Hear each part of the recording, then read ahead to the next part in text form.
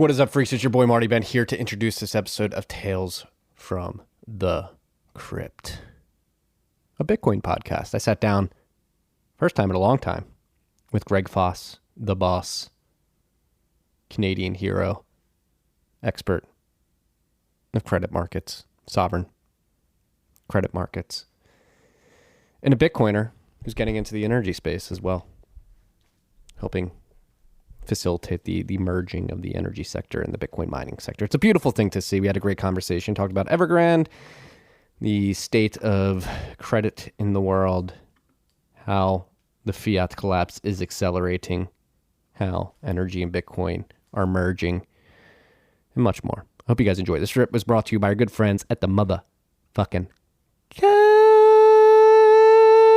App.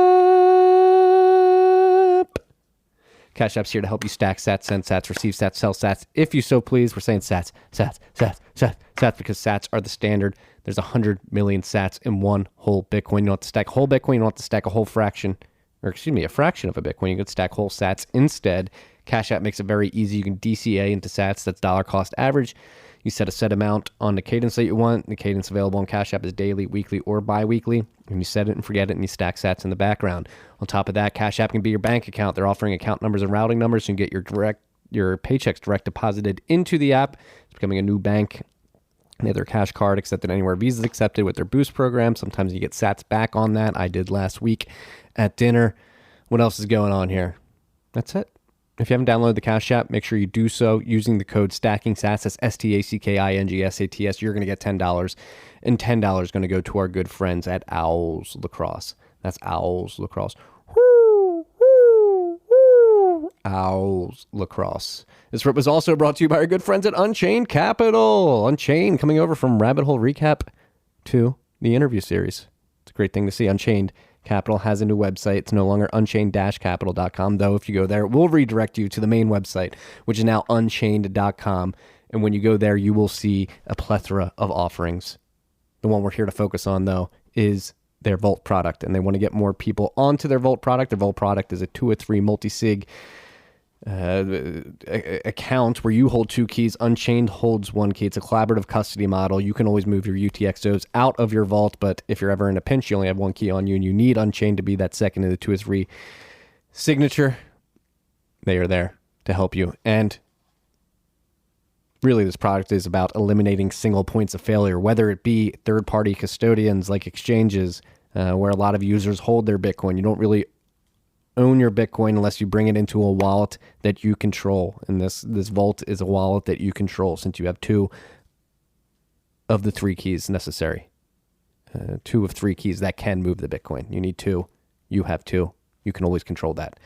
Another single point of failure is single sig wallets. You lose your wallet, you lose your passphrase, you're shit out of luck. This helps distribute that risk among more keys, so you can lose a key. You can lose that that seed phrase, not the passphrase. And there's still mitigation. Since you have 1 key, Unchained has 1, you can still access and move your Bitcoin, and then you can replace that lost key with another key. They have a white glove concierge service that's going to answer any questions you may have. They're going to have multiple video calls with you. They're going to explain multi-sig. They're going to explain their Vault, how that works specifically. They're going to walk you through the process. They're going to send you 2 hardware wallets. They're going to get you comfortable with creating private public key pairs, backing those up, those seed phrases up, and then they're going to teach you how to create a multi-sig wallet. So you're going to create a vault, and then you're going to dump 1,000 $1,000 worth of sats into that vault. If you tell them that TFTC sent you, you're going to get $50 off this package, okay? And it's included, again, multiple video conference calls, hardware wallets, 1,000 $1,000 worth of sats. And they're going to walk you through it. If you're not sure, if you want to go full-fledged into it, they're also offering free one-on-one consultations. If you want to learn more about this without committing to the white glove concierge service, they're here to teach you as well. So go to unchained.com, check this out, tell them TFTC sent you, go check out everything else they have to offer. They just added Jeff Vandrew and his Keykeeper IRA to the fold. They absorbed that beautiful IRA product, and they're offering that as well. So they're adding retirement solutions and estate planning solutions to their stack. So it's a beautiful thing to see. Again, unchained.com. I'm sorry, I'm listening. My son's napping right now, and I'm the only one here. I can't tell if he's up. Doesn't seem like it.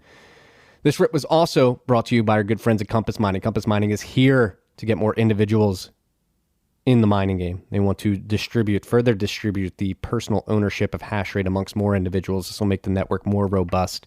So the way Compass Mining works, you go to compassmining.io. They have ASICs available for you. You pick your ASIC that you want to use, you buy it, and then they also have the ability for you to pair that ASIC with a hosting facility with competitive electricity rates so that you can mine profitably. You buy the ASIC, you pick the hosting facility, the ASIC gets plugged into the hosting facility, and then they start streaming you sats to wallets of your choice, addresses of your choice. On top of that, they've just added at-home mining feature. They want to get more.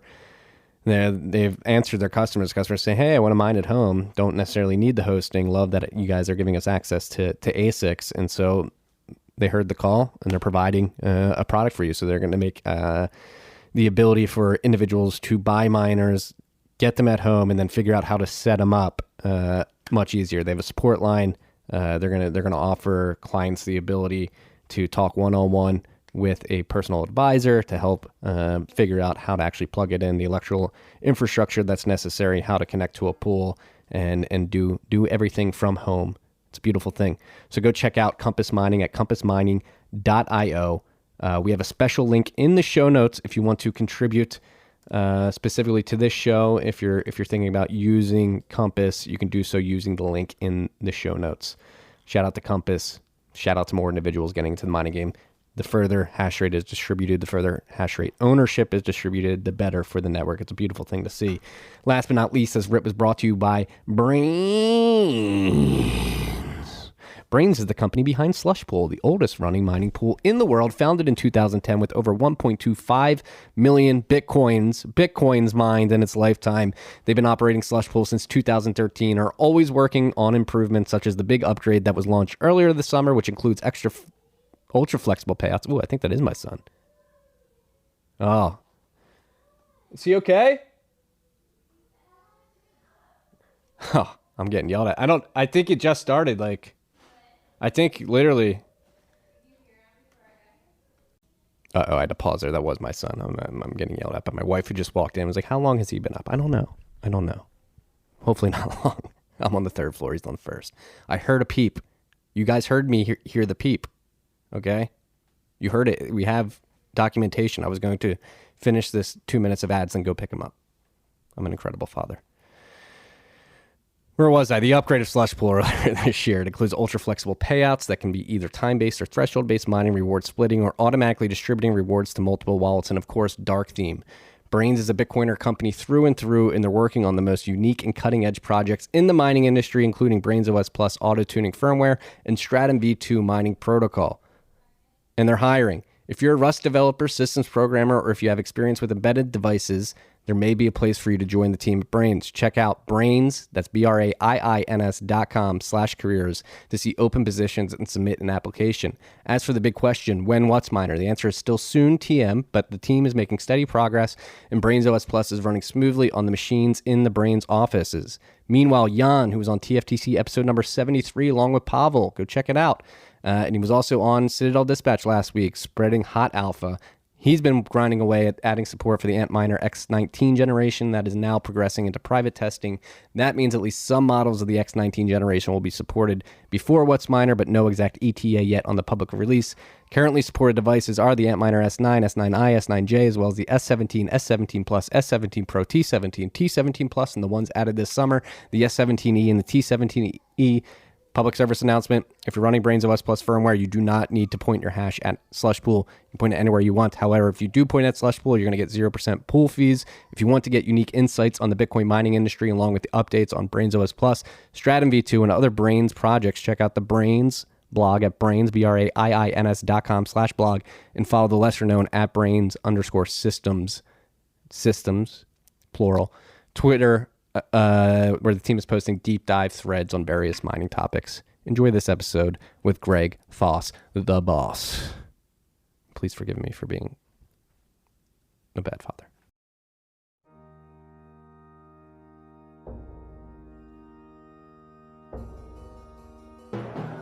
You've had a dynamic where money's become freer than free. If you talk about a Fed just gone nuts, all the central banks going nuts. So it's all acting like safe haven. I believe that in a world where central bankers are tripping over themselves to devalue their currency, Bitcoin wins. In the world of fiat currencies, Bitcoin is the victor. I mean, that's part of the bull case for Bitcoin. Sitting back down with the boss, Greg Foss. Greg, how are you Probably doing? should be.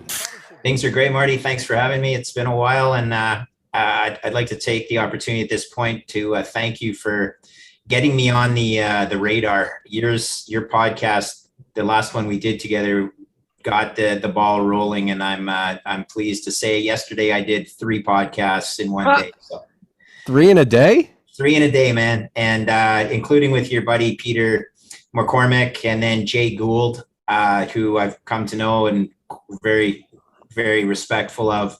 And then at the end, we did a live one with Swan Bitcoin, Brady, and I was on with Andy Erdstrom.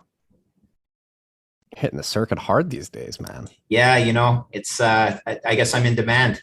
You're in high demand. I mean, there's a lot going on in the world, particularly around sovereign credit default swaps. That's why I pinged you. I sent you a tweet that highlighted China's sovereign 5-year credit, I believe.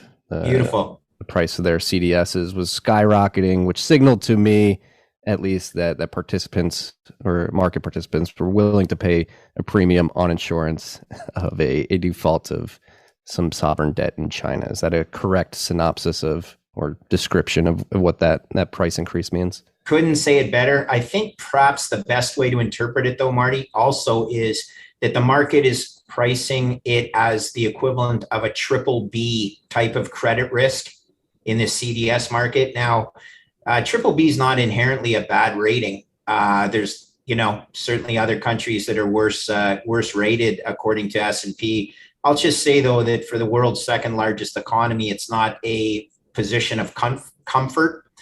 Triple B is one rating level above the so-called junk or non-investment grade rating by S&P. China still has a single A credit rating by S&P, but the market is pricing it much closer to a triple B.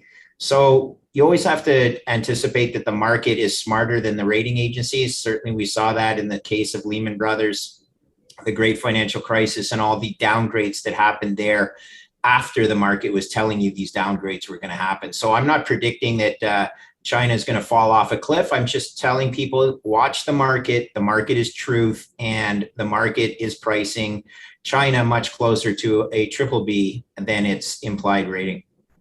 I've been paying attention to China, particularly their real estate development market, for the last decade. I mean, we've all heard the stories of the ghost cities that have been erected by these large development firms like Evergrande, which is the famous Chinese real estate developer. Has been in the news for the last few weeks as they've been approaching default on their loans that they owe a bunch of banks and then a bunch of consumers that they also issued debt to, I guess. Or what they did is they essentially, it's a liability. The consumer homeowner, anticipated homeowner, made a prepayment on a house that or an apartment that may or may not ever get completed, but that goes as a liability on their balance sheet. Correct.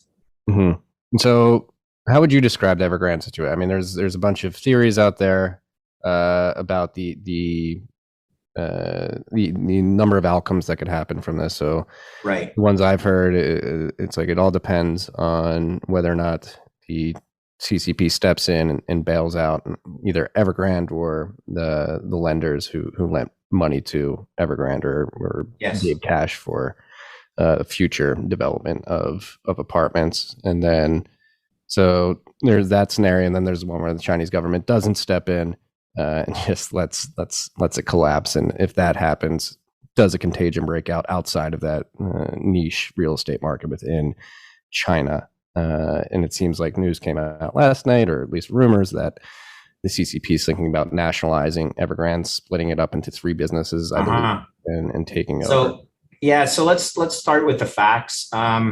Firstly, if Evergrande has approximately $300 billion worth of debt, about $200 billion of it is with the homeowners who have made a prepayment.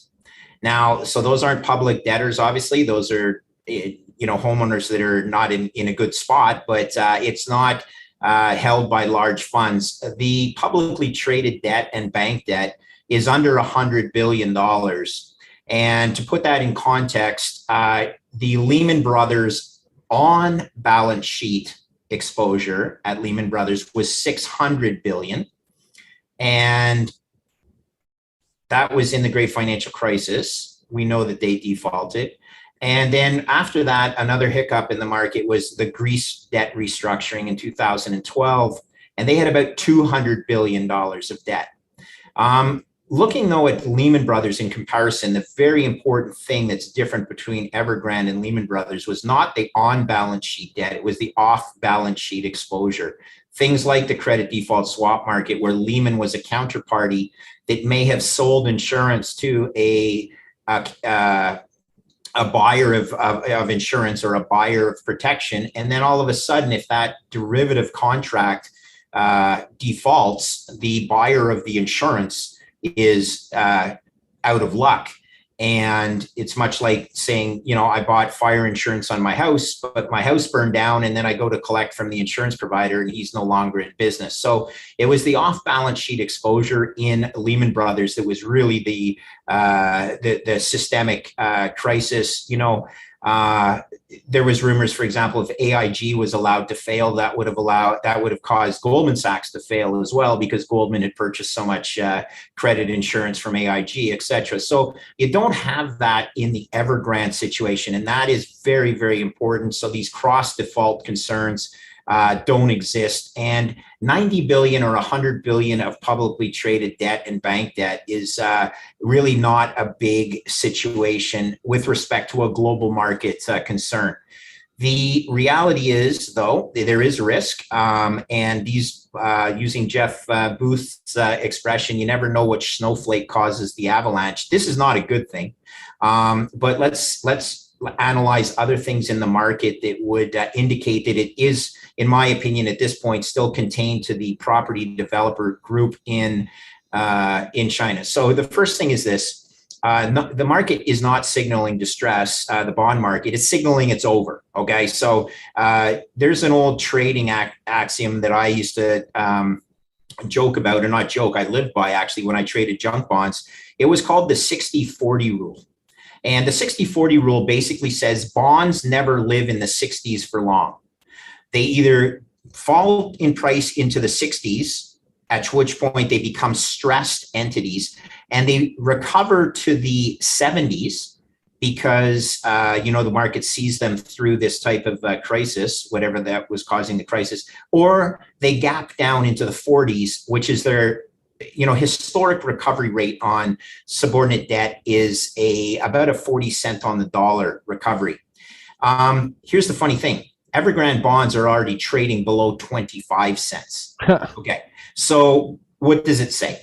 Well, if the 60-40 rule were to apply, we now have to change it to the 60-25 rule, applying it to China. And one of the reasons it would have fallen that much is because there's no natural distressed buyers in China like there are in the United States, where there are these dedicated large funds that are set up to capitalize on opportunities that occur in distressed debt. But understand this, Marty, when someone's buying debt at 25 cents on the dollar, they're not buying it because they actually think they're going to get 100 cents on the dollar back, right? They're buying it as a restructuring candidate where they might be able to work out a situation where they get 45 cents on the dollar back.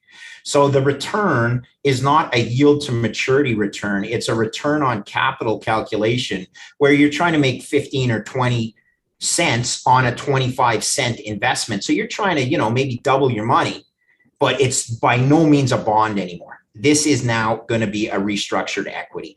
And assuming this was a North American company where we, understand the court systems pretty well, we know that the government tries to stay out of things like this until they can't.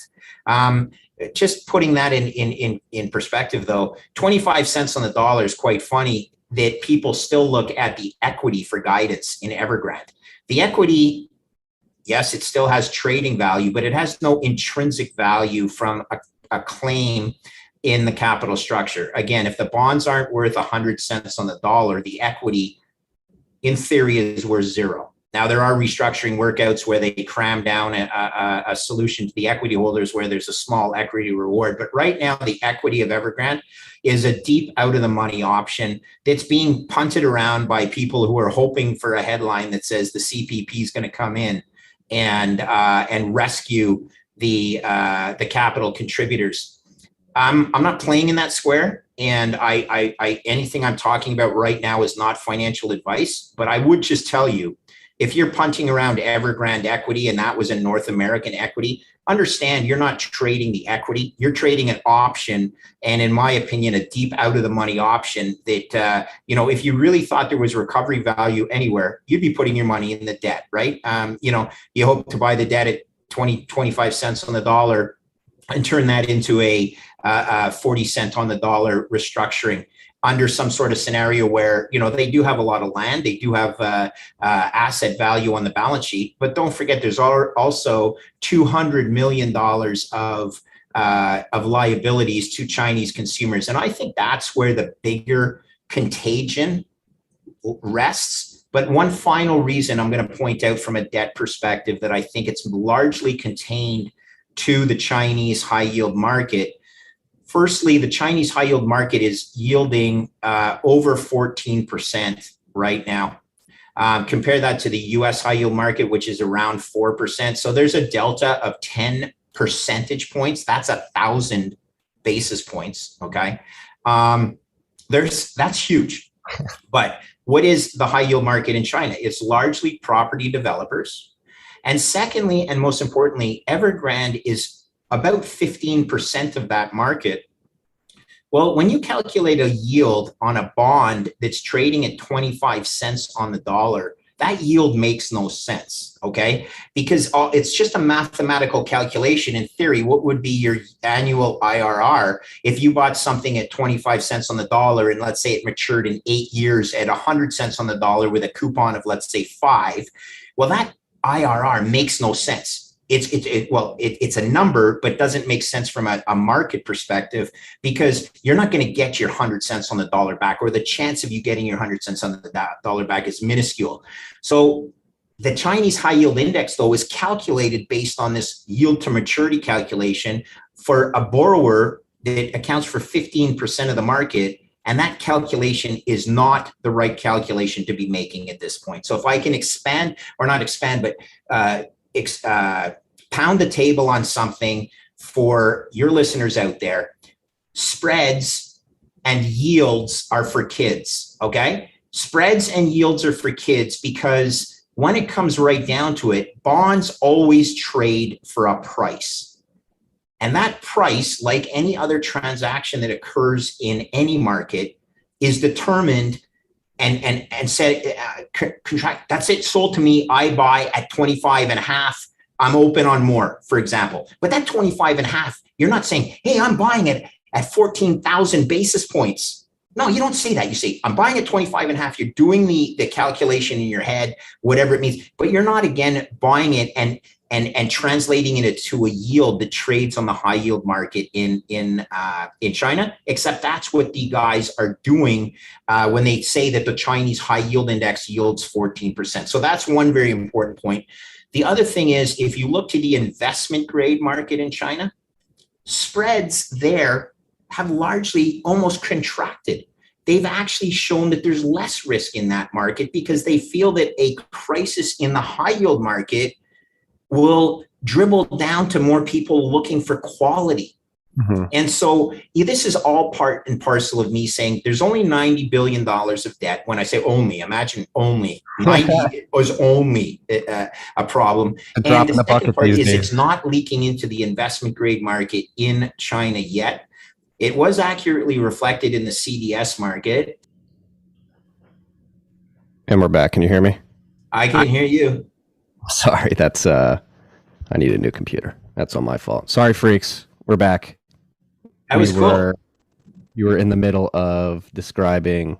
So the contagion hasn't leaked into the investment grade market yet, but it was reflected in their 5-year CDS. But let me do a quick calculation for you on what that meant on the value of a contract, where the CDS spread went from 28 basis points, let's say, to 40 basis points on 5-year Chinese CDS. Very quickly, I can tell you that translates to a price on the contract difference of about 50 cents on $100. 50 cents on $100. It's not you're not going out of business if you've sold protection on a 5-year CDS on China and your contract is down by 50 cents. Okay. It's a spread. And again, spreads are for kids. Spreads are what the common person looks at to try and differentiate what's really happening in a market. Bigger problems. The Chinese, I'm told that there's over 1 million Chinese citizens that have exposure to Evergrande and have put their savings into land. You know how much land accounts for and real estate accounts for in China? It's over 7% of their GDP. So this is a crisis of confidence, if you will, psychological contagion rather than financial contagion. Does that make sense? Yes. And we can talk about some of the implications that I see, but anyone else can figure out what those implications are, including a reduction in Chinese GDP is almost inevitable. So we'll go from there. Yeah, no, that's so.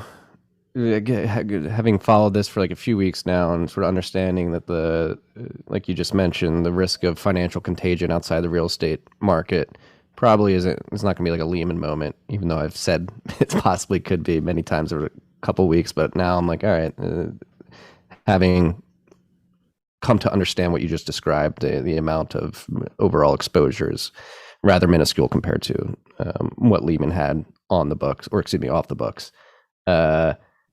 But what you just mentioned, like the psychological effect, there's like something like 1 to 1.5 million people who have exposure, whether they bought rights to future development or they're just contractors that depend on Evergrande for all their business, painting, wood, whatever it may be.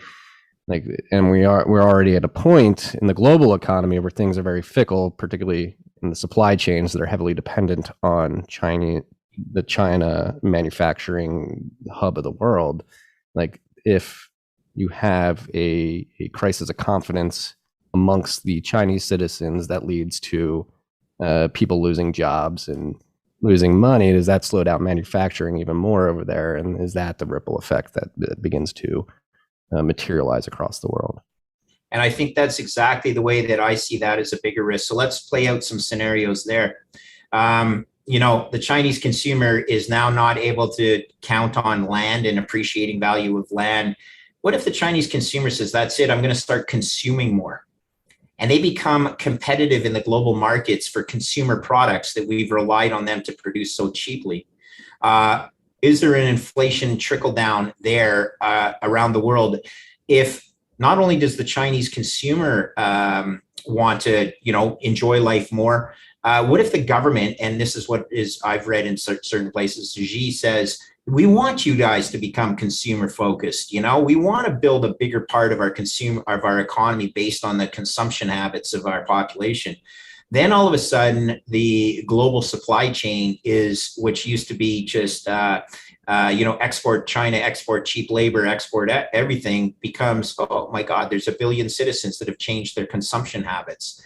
I'm not predicting it, but I'll also say it's a non-zero probability that this could have implications for not just the consumer, but also cheap labor, right? What if that we were relying as a global supply chain on the cheap labor and that starts to dry up? It's just another avenue that global inflation could actually be less transitory than certain people are predicting.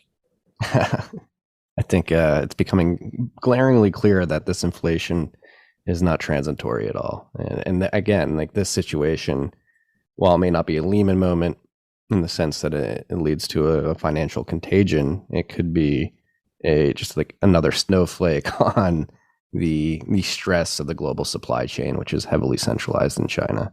And it's scary to a certain extent, especially considering here in the US, like I wrote about it in the Bent yesterday, like we're seeing empty shelves in grocery stores. And I saw your excellent already. email on that. I think you said it was in a was it in a Walmart or a Wawa. It's okay. It's a chain native to the northeast part of the U.S. It's starting to spread down the East Coast as well. But I believe that particular Wawa is in Florida. Okay. Yeah, you just what does transitory mean exactly as well? Is it just some weak, clown show shop speak is what I like to think of it. It's like it's just if the world is trading on the basis of a lawyer's interpretation of what's going on in the global economy, I think we're all in pretty big trouble, and we are in pretty big trouble. Okay. I said on a podcast yesterday, and I don't mean to, trade off of different podcasts, but here's the truth. Powell is a lawyer. I'd much prefer to have a politician. I'd much prefer to have a mathematician in that chair, a guy who's actually sat in a risk chair in his life, understanding how markets can quickly lose confidence and how things can tumble out of control really quickly. It's the world is in a very precarious state right now because there are no shock absorbers left. Fixed income is no longer an asset class. The Fed has successfully pushed that down to an asset that you're picking up nickels in front of a steamroller on that one, and yet the only other asset that's out there that has a traditional asset that has a semblance of performing, which is equities. I mean, the valuations in equities are at historical crazy levels because there's no other alternative for people to try and preserve or save their wealth, except the alternative that we all know, but it is not properly being disseminated or educating the common person. Yeah, and it's insane too, because this particular situation with Evergrande, it seems like this week, it's funny how it's the culmination of all these events. Just the timing turns out to be perfect because the FOMC meeting this week, a lot of people were expecting some taper talk, and it seems like they're like pushing tapering down the road. The Fed has been posturing like they want to taper at some point in the near to medium term. But and the reason for tapering, they need to raise rates and cut back a little bit just so they can raise them lower again. They needed to create room to create options for themselves. Mathematically impossible, Marty. Mathematically impossible. The funny thing is, a taper, let's even define taper. Does that mean tapering from purchasing $80 billion of securities a month to 60? Like, until you get down to zero, don't even talk about other things that you can do in the market or pretend you're going to do. The math is certain. Fiats are in a debt spiral that is accelerating. As the physics guys would say, the escape velocity is now impossible to achieve. Acceleration to the downside is a certainty. Don't talk to me about tapering and what that'll do to the other fiat currencies in the world. When the US dollar strengthens because they stop, easing as much as they are or printing as much as they are, the US dollar goes up in value, emerging markets crater, okay? And the global economy goes in the shitter. It's like, have people forgot the playbook? It's just that simple. Yeah, and it's like, again, empty shelves. They can't taper anymore mathematically, and even though they were posturing that they're going to step back from that ledge yesterday, where did we go from here? I guess we got to find out what. Well, we have a network transfer. That network transfer is from a fiat currency based. Call it a store of value that we know is not a store of value. You have a fiat currency network transfer to a Bitcoin standard. And I'm going to borrow this line from Nick Szabo that I saw down in Miami, where he says, look, your fiat currency, it still will exist, but think of it as your checking account and think of Bitcoin as your store of value savings account. And this is where I get excited. As a guy that's in the energy business, much like you are, China has served up on a silver platter a chance for the Western world to dominate in the Bitcoin mining space that they previously had a large share of. China has done this historically, where they've, in the efforts of keeping communism alive, they destroy an elitist, they destroy a advancing technology. And I'll throw this example out to you that I learned from a smart young kid in Boston who said, did you know the Chinese in 1500s dominated global trade by merchant shipping because they had the best navigational charts of any nation? And they were able to ensure, using the stars, that their ships would arrive in ports at great distance. And the elites in China at the time viewed these new up-and-coming merchants as being a threat to the communist regime. So they took all the charts and destroyed them. And then enter the British sailing fleet, and they took over merchant vessels globally. And I actually view this as a similar thing happening with the minor space. Look, China may have known that how powerful dominating or having a high market share in the Bitcoin mining square was, but they also viewed it as a threat to their power, their ability to control their citizens, and the transfer of capital out of China. So they said, okay, we're getting rid of it. And the US and Canada and North America and, all the other Western countries, I see that Germany is higher than the USA now in terms of nodes, Bitcoin nodes. This is a gift, you guys. This is like something that you're supposed to take and run with it, and thank the good fortune, and also realize that you can have a parallel system that exists where you have a fiat currency, which is your checking account, which is going to debase. We know that. It's done that for hundreds of years. And then you have this beautiful technology called Bitcoin, which is your savings account, your store of value. And you can actually, the two of them can work nicely together, in my opinion. Is it work in process? Yes, 100%. It's better than the alternative, though. If we only have the fiat standard and you think you have this thing called a global reserve currency, which is the US dollar, it could be a global reserve currency, but your US treasuries are not a global reserve asset, because those treasury bonds are just a fiat contract that is programmed to debase. I mean, who in their right mind owns a 10-year US treasury at 1.3% when you know that in 10 years, you're highly likely to get your money back? Not 100% certain, but highly likely according to the CDS market. But when you get your money back in 10 years, it's worth like 65% of the purchasing power of the money that you put in to begin with. Yeah. What a dumb contract that is, isn't it? That's not a savings account, just a leaking account, or whatever you want to call it.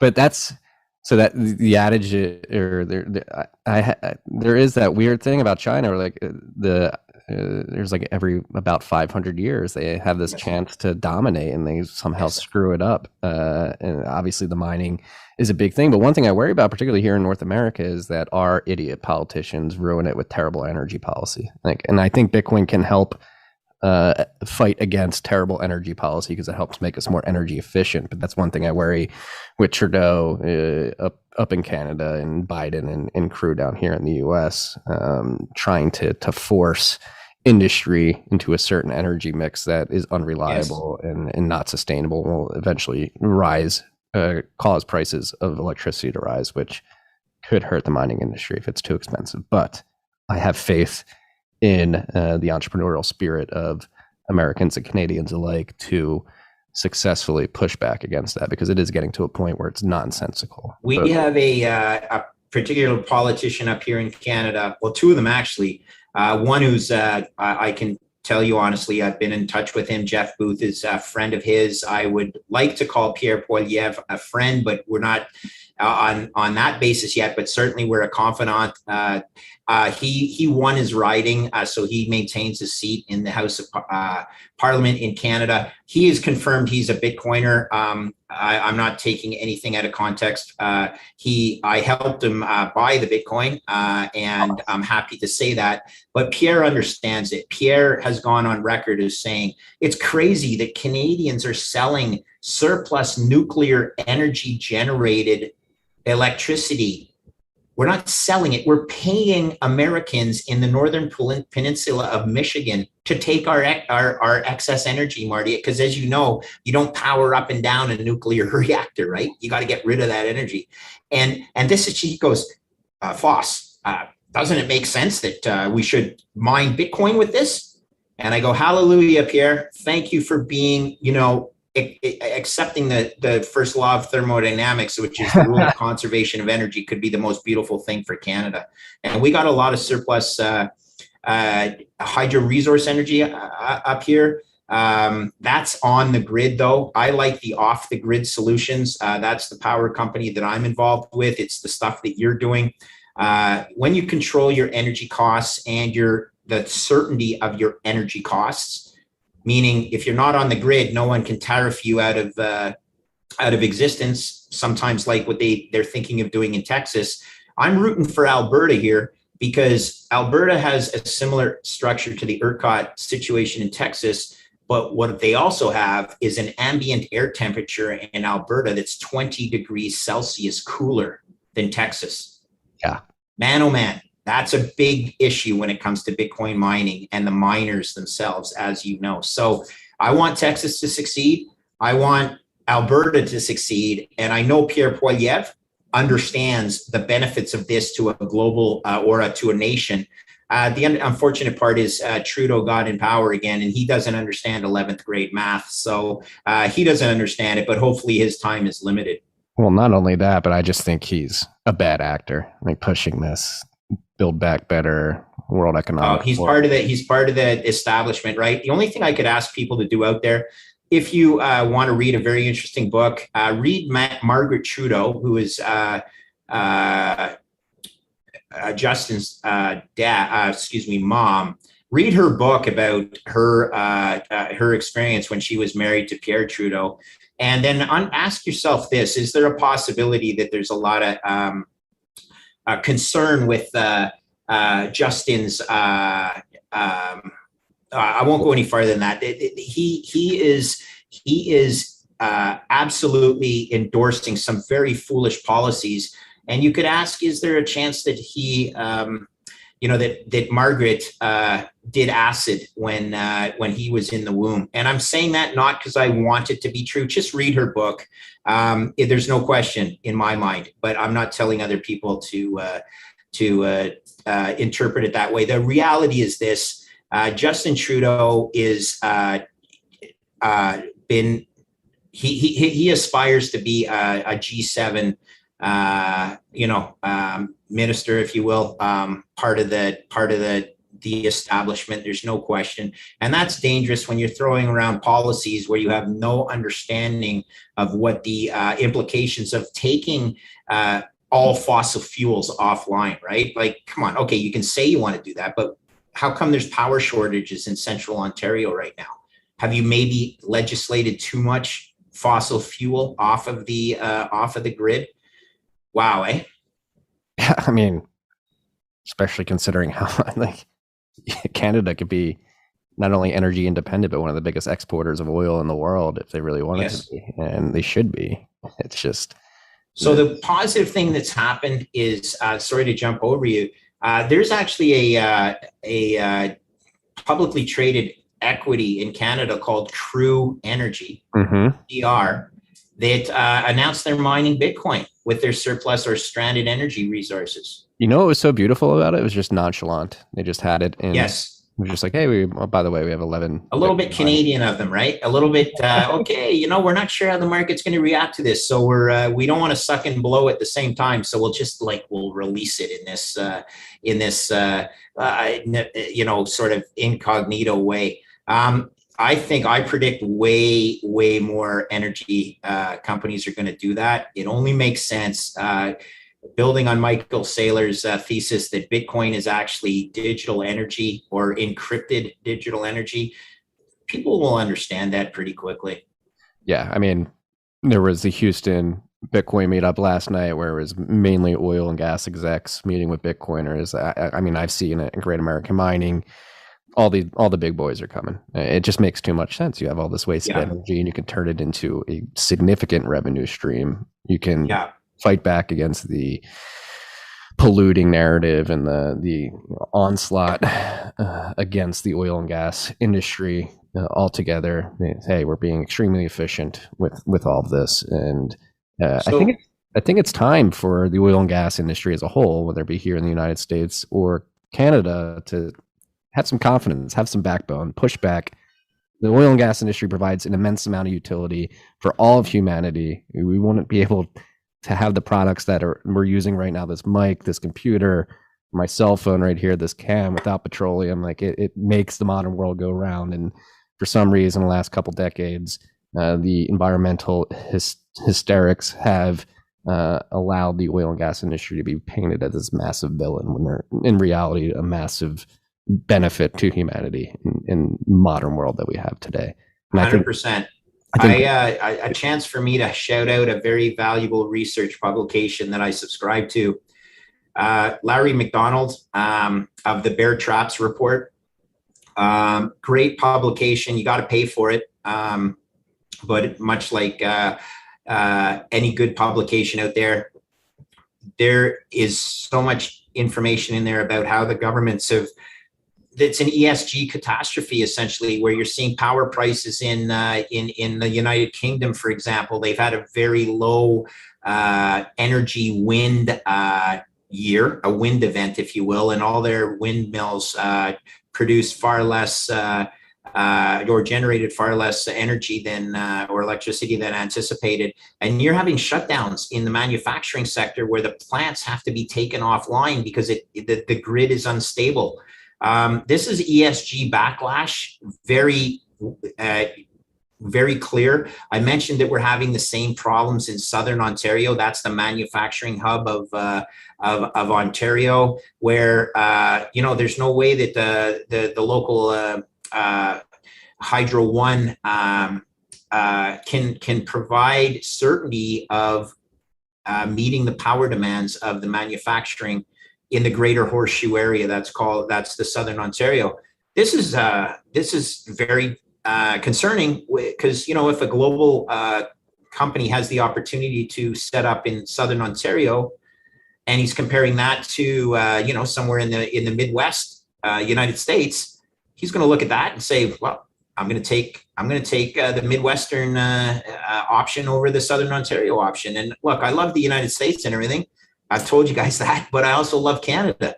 And it's just economics 101. And it's always about a network transfer, whether we're talking about Bitcoin to the Fiat, or the Fiat standard to the Bitcoin standard, or network transfer from fossil fuel, nuclear to wind and solar. I don't actually think that is a network transfer that makes sense, but you just don't stop one and say we're going to do 100% of the other one, right? It's just bad planning and foolish thought process. So I love nuclear. I love fossil fuels. Until energy gets to a 22-cent kilowatt hour price, you and I both know, Marty, that wind and solar doesn't make that much sense. It's all on subsidies. So big problem. Big problem. And in your I completely agree. Like, it doesn't make any sense to make a transition from these reliable to these unreliables. And a good friend of mine, Mac Gagliardi, who's in the energy industry, runs the Talk Energy podcast. The way he describes it is like, if you're going to make a transition, an energy transition, it has to be an order of magnitude improvement on the quality of life, or the ability for individuals to leverage electricity to produce goods in the economy. And how do you do that? You lower prices. This does the exact opposite. We've seen it in Germany, in the UK, in parts of the United States, parts of Canada, all over the world. We've seen the decommissioning of reliable fossil fuel plants and nuclear power plants, attempting with markets attempting to replace them with unreliable wind and solar, and just causing increase in prices and decrease in the reliability of the electricity being delivered to end consumers. And it doesn't make any sense. Like, this energy transition, the only way we should ever make an energy transition if it considerably lowers prices while increasing energy density. And this does the literal opposite. It's insanity. I hear you. And this was another call. So another shout out to the Bear Traps report. I had no idea, not thinking, we lived in privileged nations. Only 7% of Indian households, households in India, only 7% of them have air conditioning. Can you imagine the draw on the grid when that increases to 40%? Do you think, and by the way, so our global warming guys, we just don't want to allow the Indians to increase their quality of life. So they're not allowed to have air conditioning in their house, but we are here in North America. Come on, this doesn't work that way. So 7%. So imagine the actual gigawatt increase in the global grid that is required for that to happen.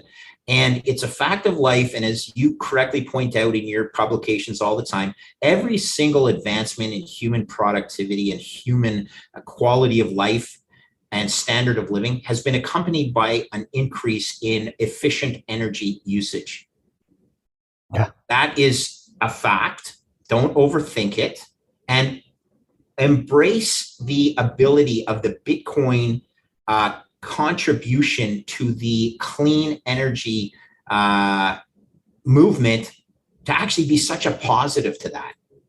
And that's what our narrative is up here. What we're trying to help, if we can, educate the population that there are so many other sources of wasted and stranded energy that are not being efficiently used. If you can transfer that into a Bitcoin mining operation that enhances the wealth of a nation or of a province, but not just a company. So a province or a nation like Alberta, like Texas, you're supposed to support that.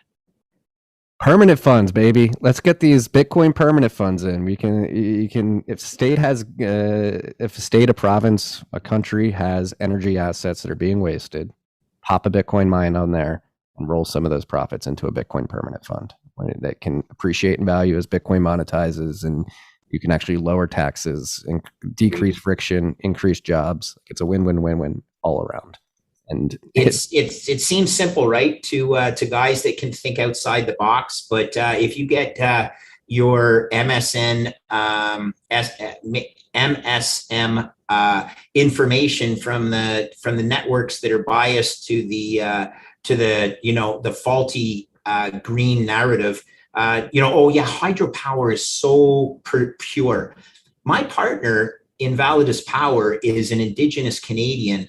I'm not certain that you can convince a lot of his family members and community that building a power dam in Northern Ontario is a beautiful thing because it buries all their land, but it's green.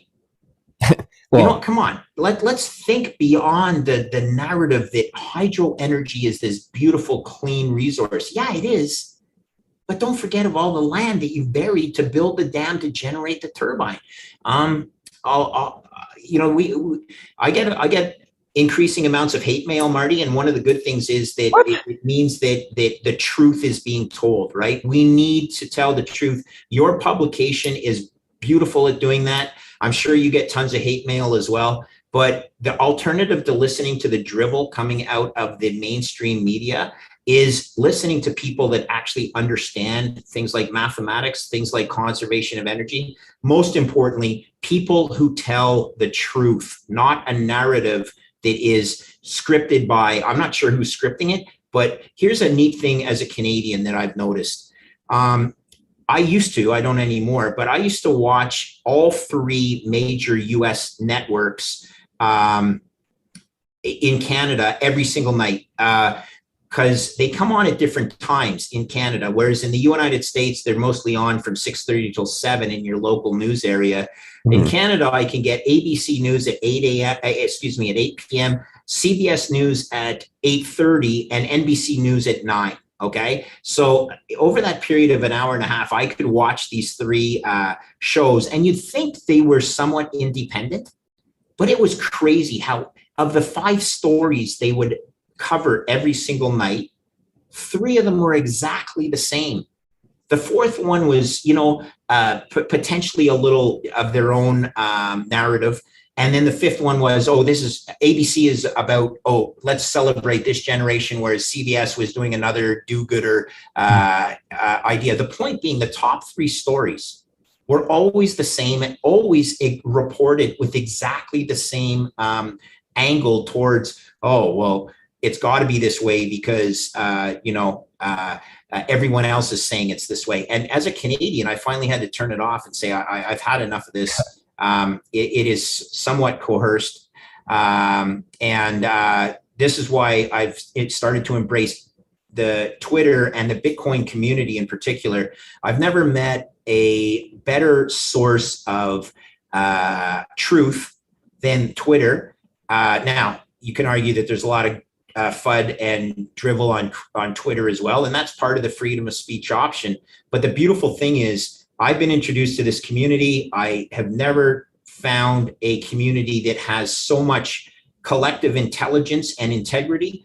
And I'm proud to be part of it. I thank you again for introducing me to this community. I think when I went on your podcast the first time around in probably, let's say it was maybe 8 months ago or something, I might have had a few hundred followers, and now I'm actually at a point where my kids are celebrating my my follower count, and not because I'm saying anything that's outrageously smart, but what I try and do is tell the truth as I see it.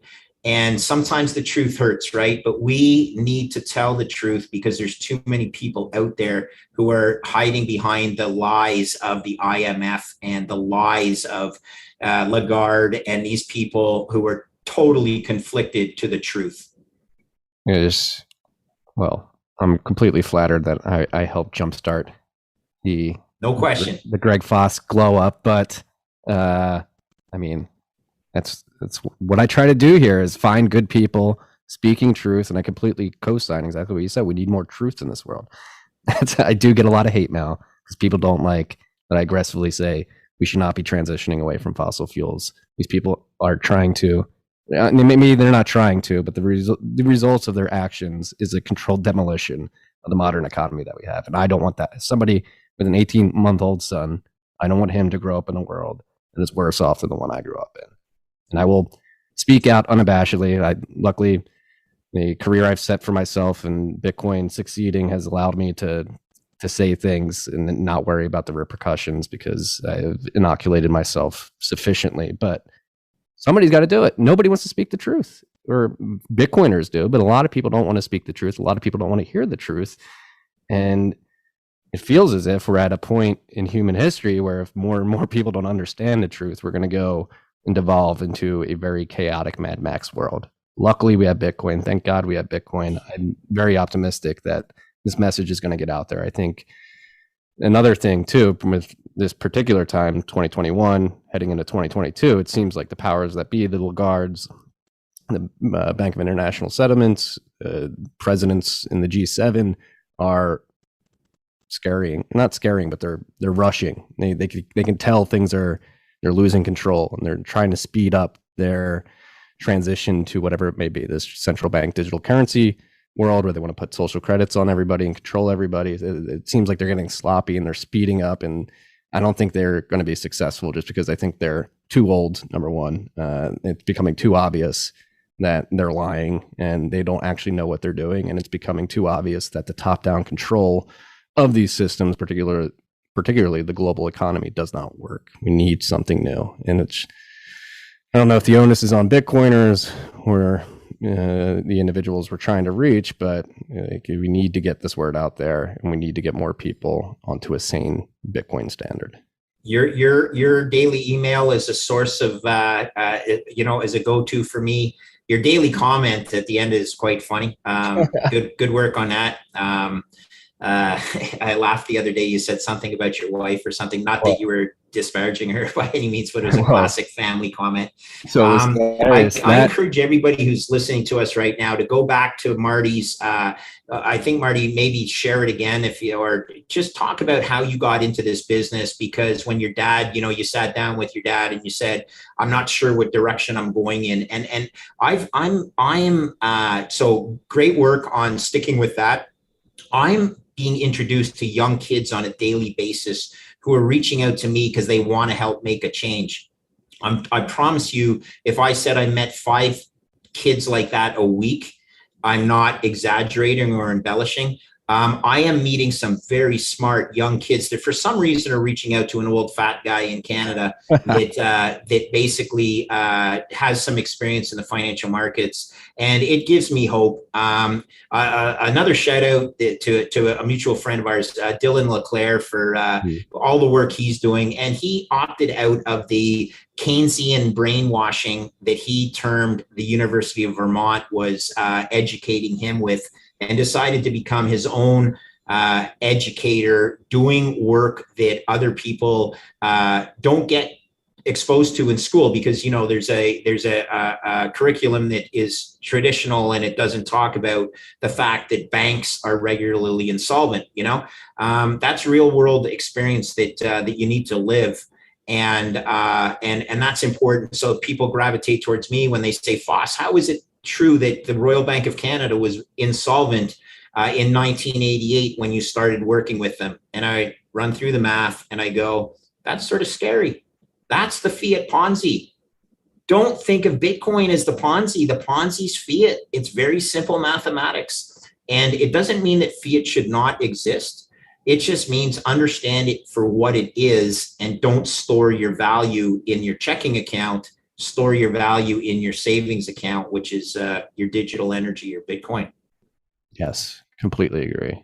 Do you think there's going to be a need for some civil disobedience on the horizon as these governments try to clamp down on all this? Yeah, I'm not one to advocate. So I'm a proud supporter of all the first responders and people who volunteer for the military in both of our countries.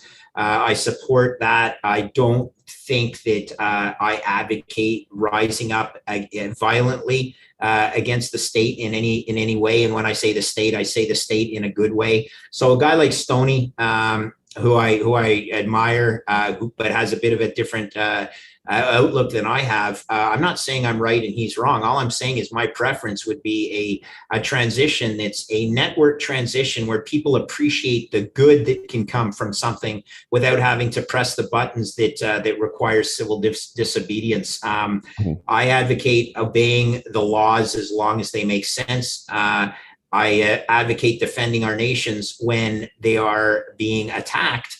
And if you have to do that with, history shows with force, then you have to. But certainly, it wouldn't be my preference, Marty. I want this to be a transition that is beneficial to everybody, including people that don't even understand. That'll get dragged along by the positive benefits of this. There's too many people out there that love staying at home and collecting a check from the government. Because, it's sort of fun to get money put in your bank account without having to work. But it's not sustainable. It's just not sustainable. You can't print your way to prosperity.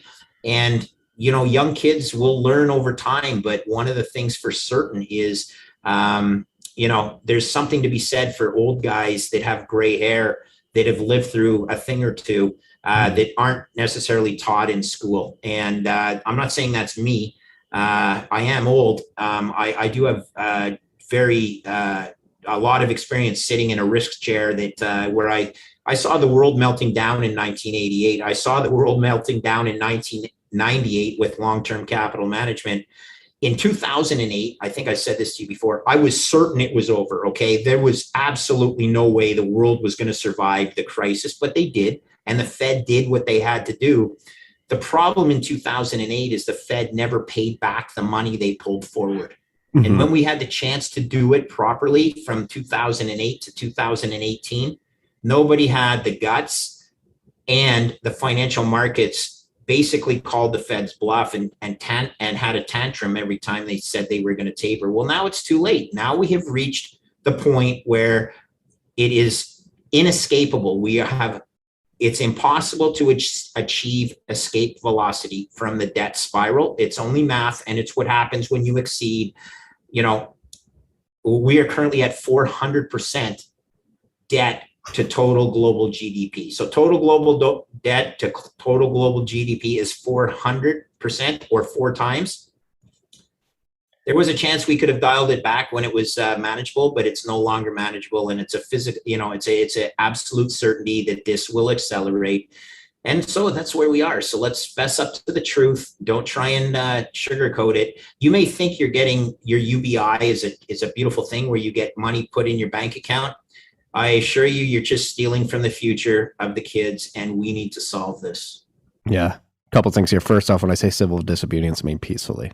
Just running your good. Okay. Sending transactions, not like not going and attacking people. And agree there. But your last comment there about like getting money dropped in your bank account and it's just pulling forward future consumption. Like people are starting to notice this. They're like, hey, I'm getting paid more, even if it's not getting helicopter money from the government in unemployment checks or UBI, whatever it be. Even like going out and working at a restaurant that's willing to pay higher wages because less people are willing to work. They're like, hey, I'm making a lot more money, but I'm not getting any more goods because the price inflation's outpacing that wage growth. People are starting to wake up to that. And normal people are starting to wake up to that. And I do think I like to be optimistic as too. Obviously, on this podcast and the newsletter, I do give the doom scenario quite a bit, but I do think there are natural forces here that are going to make it inevitable. Like especially the energy industry getting into this. Yes, it is the base of humanity. Energy. Like if we get the Exxons, the ConocoPhillips, the Cruise, the BPs, all the nuclear generation companies, and other utilities, like it's game over. It's like, how are you going to tell the base layer of society that they cannot participate in this because it's making them better, making them more secure? Like how? So, well, two things there, Marty. So first of all, let's understand that Crew Energy only has a market cap of 300 million Canadian. So that's just like, okay, thanks for coming out, but like you really don't matter. But if you got a billions and, tens of $billion energy company, like you mentioned, the Conocos and the Exxons to start doing this, that would be a game changer. The other thing that's important, and I need to state this so I don't get too much hate mail. Look, I'm a capitalist with a heart. I understand the need to support the people who are less privileged. I'm privileged, all right? I think I've worked hard for this privilege, but there's no question I'm a privileged guy. And I want to support the people that don't have quite as solid perhaps financial footing as I have. Here's the truth, though. I need those people to also want to work and to benefit, to bring out the best in their own lives, because we just can't be handing money to them and saying, okay, just stay at home.